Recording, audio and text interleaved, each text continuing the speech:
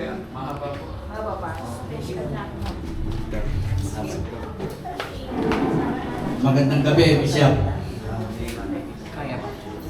Noong 1987 hanggang 1990. Kasi wala tayo. Kilalang-kilala ko ang ugali ni Bishop.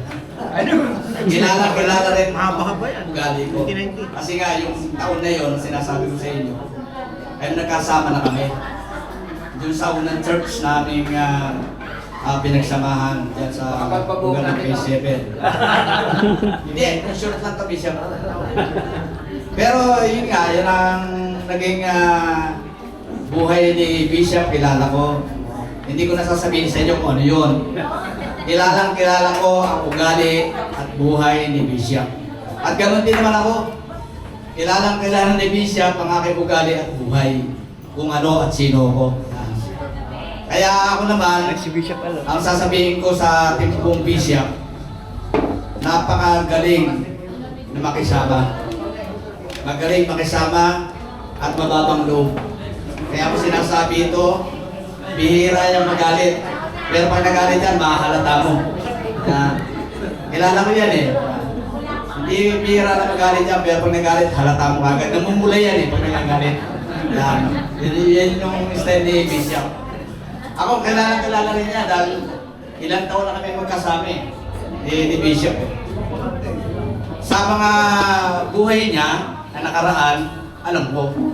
Yung buhay ko na nakaraan, alam din niya. Kasi ano eh, yun yung naging kalagayan namin eh. Kaya yung kalagayan ni Bishop at kalagayan ko, wala kami naitago sa isa't isa. Yan, wala kami naitago sa isa't isa. Eh yun po yung kabutihan ni Bishop hanggang sa ako naging pasaway ng huli. Pero si Bishop, ano na siya, nagkapagturo na. Hanggang sa gusto nila mangyari, mag-aaral ako. Ayoko talaga eh. Pero dahil nga dun sa gusto ko rin malagay sa maayos, napilitan ako ng mag-aaral. Nasama ako sa Pantas. Nasama ako sa Pantas ilang taon. Nasama ako ngayon ako nag-glido, kasi marami ako sa trabaho. At hanggang sa nag-aral din ako. Sa pamagitan ng ginawa ng ating pong Bishop, nag-aral din ako. Naranasan ko rin na ordinahan. Kaya yun din ang lakas ng loob ko dahil si Bishop, at sa kabila ng ganyan siya, kilala siya, kilala niya ako, at pilitan ako hanggang sa naranasan ko. Yung pagiging pastor ka, talaga totoo iyo. Pasaway nga ako pero alang-alang sa Panginoon, alang-alang sa kabutihan ng ating Bishop. Yun po yung naging karanasan namin hanggang kami nagkasama sa church, hanggang dito sa Agape.